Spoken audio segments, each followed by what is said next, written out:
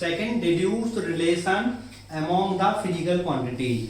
तो डायमेंशन का एक एप्लीकेशन ये भी है कि हम कुछ फिजिकल क्वांटिटीज में रिलेशन रिड्यूस कर सकते हैं। जैसे यहाँ पर मैं इसको समझाने की कोशिश करूंगा। Example 17 of your text book. तो एग्जाम्पल 17 है, इसमें ये प्रॉब्लम दिया हुआ है।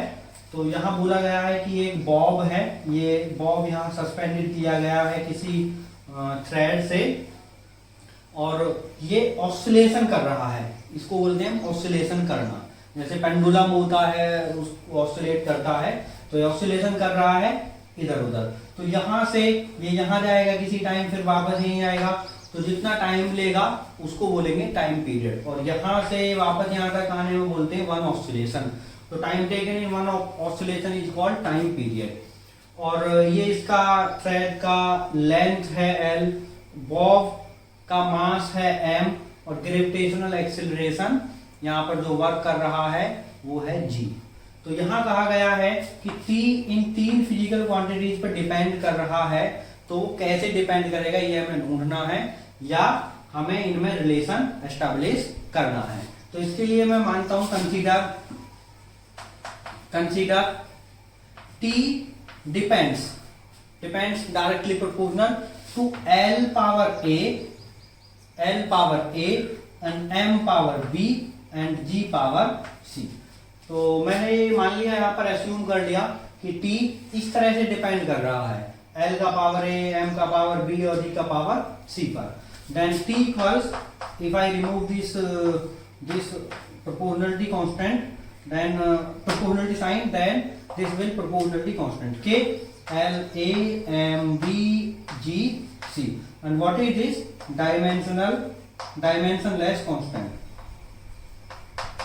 डायमेंशनलेस बताया था कि कांस्टेंट टू टाइप्स के होते हैं।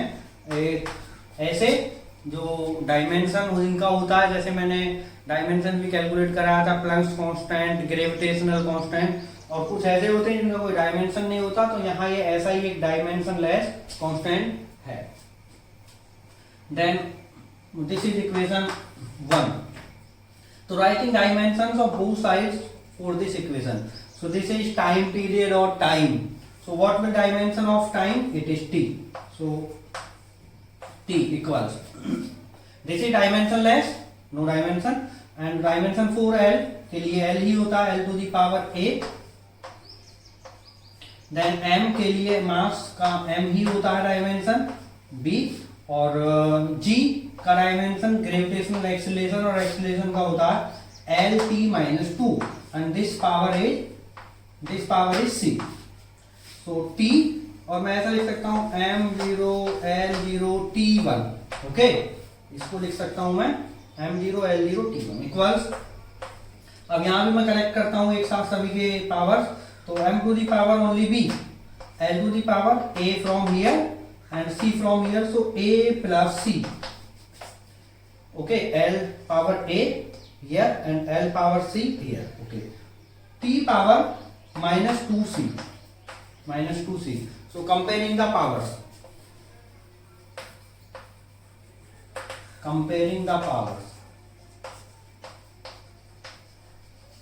So I am comparing the powers. So power of M, so B equals 0. It gives B equals 0. Okay, and A plus C equals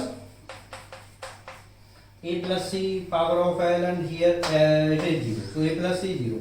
And this is minus 2C and here is 1. So this gives C equals minus half. Okay, C gives minus half. And if C is minus half, then A will plus half. So I have finding the values of A, B and C. So A value half, B value 0 and C value minus half. So I am putting these values in this formula. So T equals K L to the power A, and A is, what is A? A is half. So A L power half. M to the power, and it is B 0, and it is G to the power C, and C is minus half. So minus half. So T equals K and M power 0, किसी का power 0 हो, that value is 1, so L half over G half, so 3 equals K, और इसको मैं लिख सकता हूं L over G square root, L over G square root, so this is the relation.